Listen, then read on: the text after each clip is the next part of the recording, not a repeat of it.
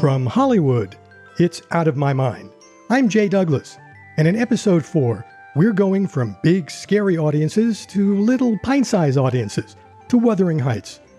And we'll visit your uncle. Yes, we're flinging ourselves hither and yon to find the essential, non-essential, and curiously essential information that only we baby boomers can appreciate. If you're not a baby boomer, you can become an honorary one by taking a pledge to live until at least 70, all the while pretending that you're still 35. That's all there is to it. Episode 4 of Out of My Mind begins by turning real scary. Congratulations! Your neighbor urged you to run for the condominium board and you won. Even better, now you have to make a speech. Fear of public speaking is the number 1 fear in America. Number 5 is fear of dying. Peter Desberg is a practicing psychologist. He's also a former psychology professor and an expert on stage fright.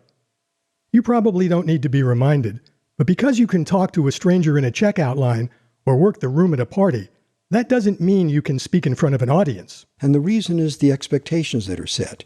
It's like you're up there as an expert, you've had time to prepare, so you should be saying something with very high expectations. This should be entertaining, this should be interesting, this should be informative, this should be an expert talking. That puts a lot of pressure on. Relax.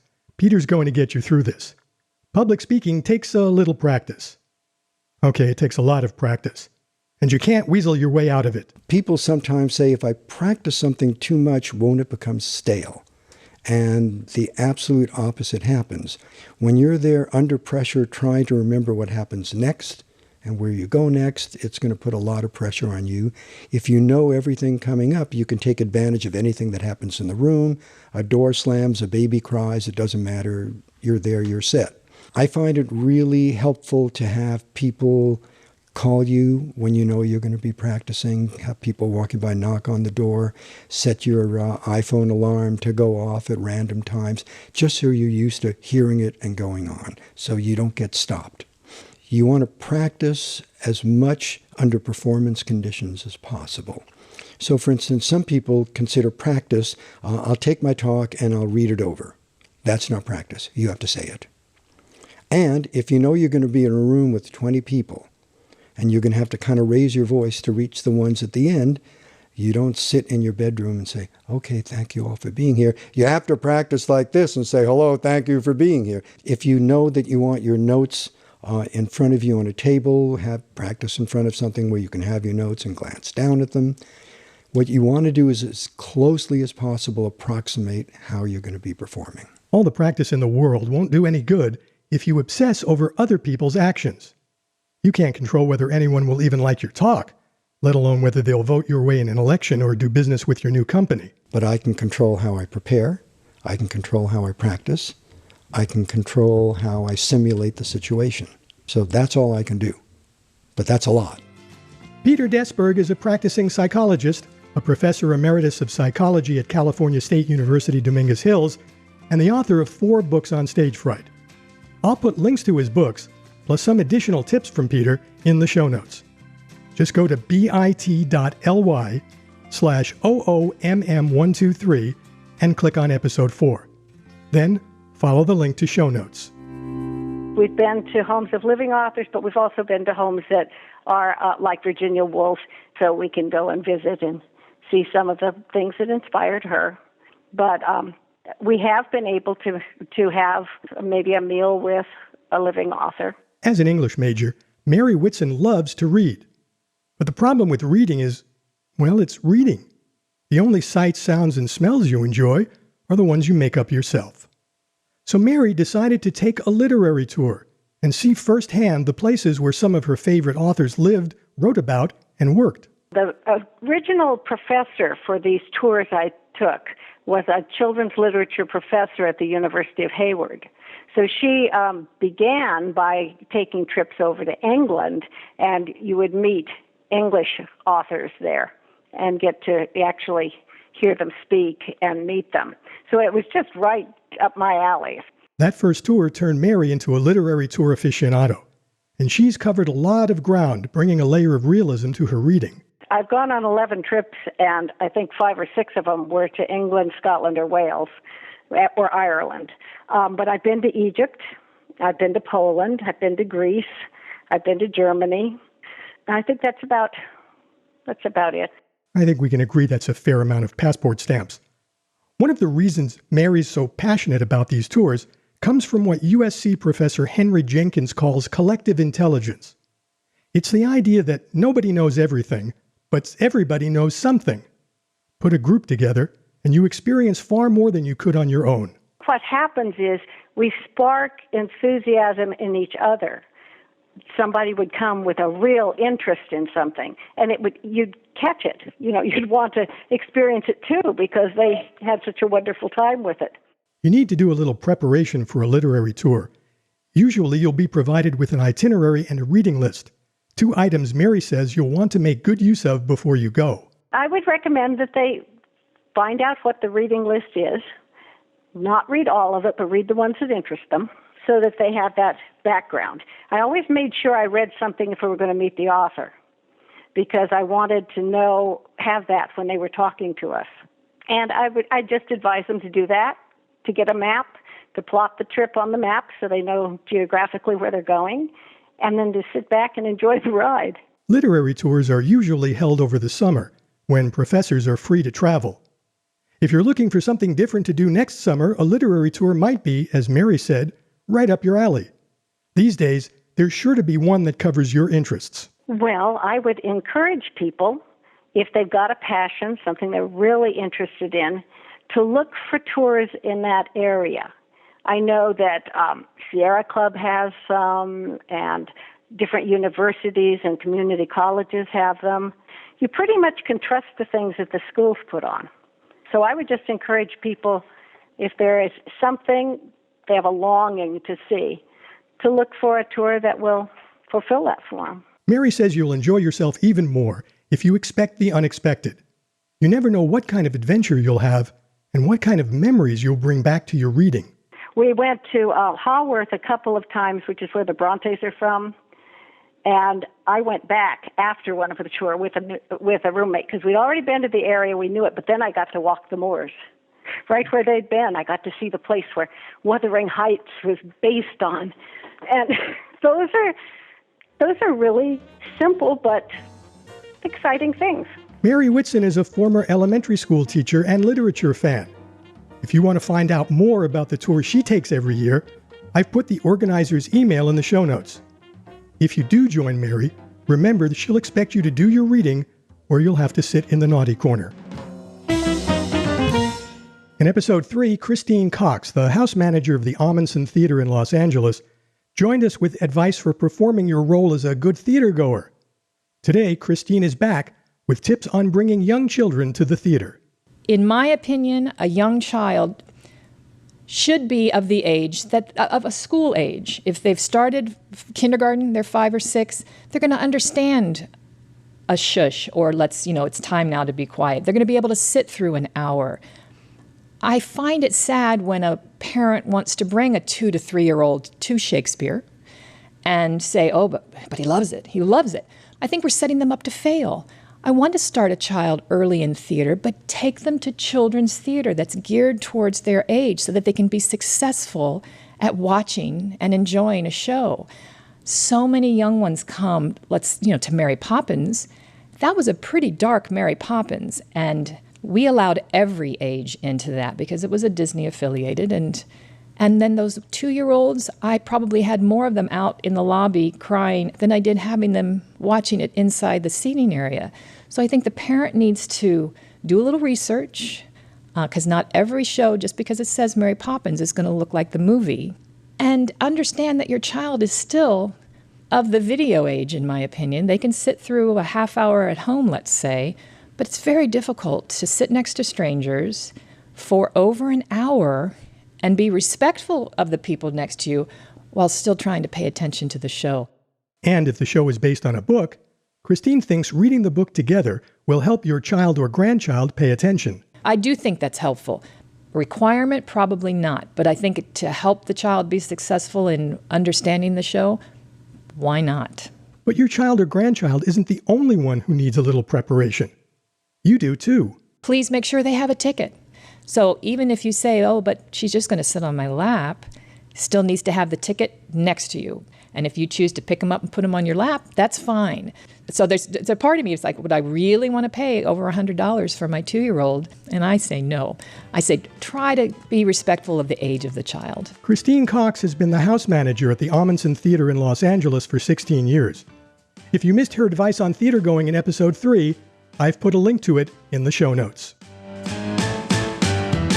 With A Man from U.N.C.L.E. feature film hitting theaters in a few weeks, I've asked WBZ Boston talk show host and extreme Uncle fan Morgan White Jr.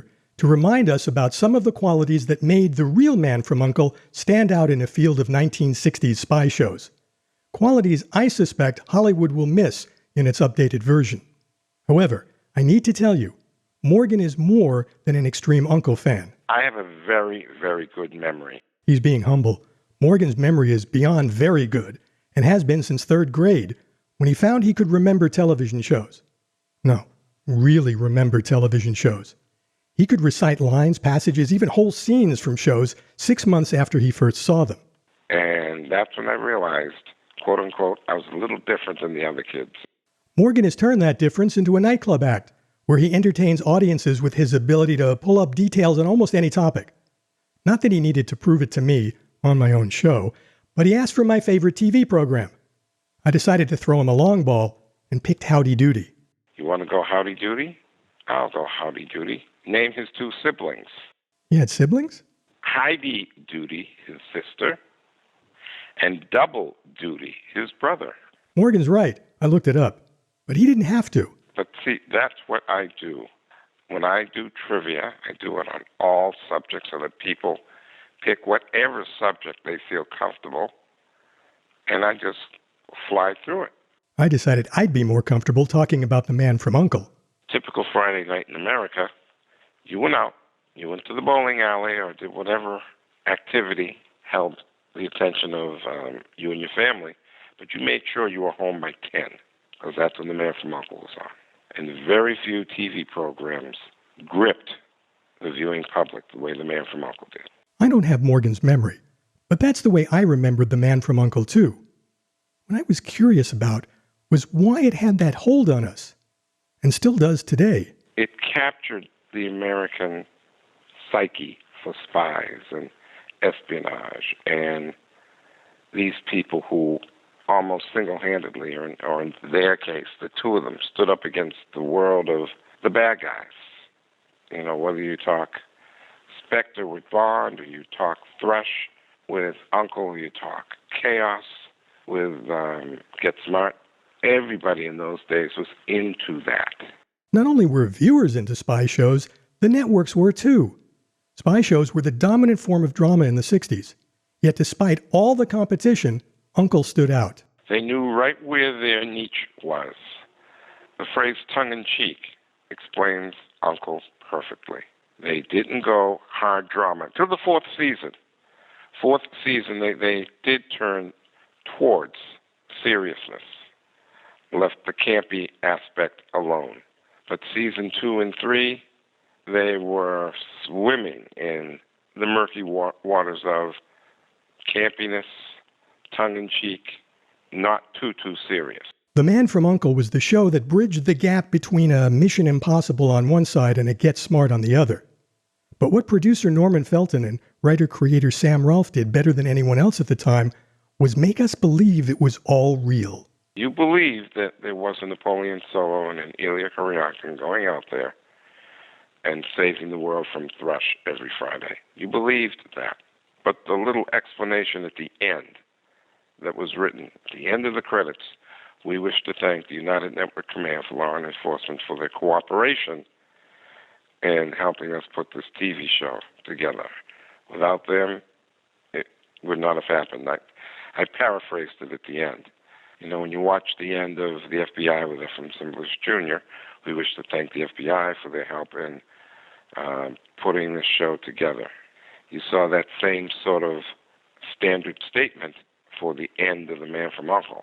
So you thought there really was an agency out there called U.N.C.L.E. A lot of people wrote in. Where do I address a letter to Uncle? When I grow up, I want to be an agent. People wrote in to be uncle agents? Who would do that? Anyway, one of the fun parts of watching The Man from U.N.C.L.E. today is the parade of stars who were featured on the show before they were stars. I tossed Morgan the name of one episode to see what he remembered. The Project Strigas affair. Yes, Spock and Kirk. He got it. Project Strigas paired William Shatner and Leonard Nimoy before Gene Roddenberry did it on Star Trek. I like the fact that William Shatner, in a way, it was almost like a Captain Kirk characterization he was doing before he even got the role as Captain Kirk, with just pretending to be someone he's not, to fool the bad guys. It's almost like the Gambit episode on Star Trek. Leonard Nimoy was cool and detached. Gee, where have we seen him do that before? That episode was one of the black and white episodes, which would have been the first season, which was 64, 65, the first season. And Star Trek started in, if I'm not mistaken, 66. So it wasn't that far removed. With everything it had going for it, The Man from U.N.C.L.E. lasted only 3.5 seasons. The Girl from U.N.C.L.E. helped kill The Man from U.N.C.L.E. because now you split the attention of your audience.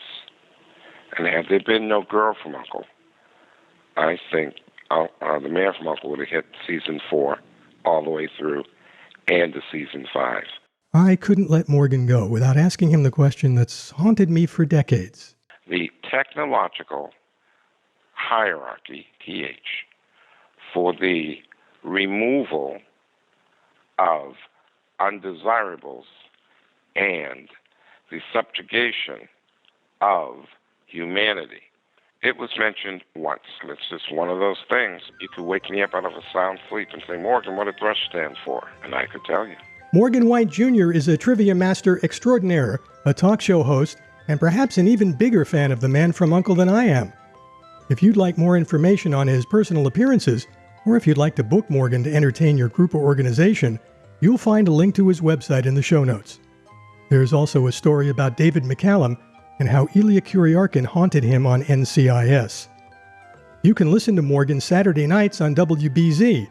I've put instructions on how to do that in the show notes as well. I told Mr. Waverly never to call me here. I'm sorry, I have to take this. So that will have to do it for episode 4 of Out of My Mind. Thank you for being a part of the program. And remember, the show works both ways. If you have a comment or suggestion, you can reach me by going to bit.ly/OOMM123 and clicking on episode 4. There you'll find several ways to share your thoughts. I'll have a new show for you next Saturday at 8 a.m. Eastern. Let's plan on talking then. I'm Jay Douglas. Out of My Mind is produced by Penny Summers and is a production of the Theater of Your Mind Incorporated, Hollywood, California.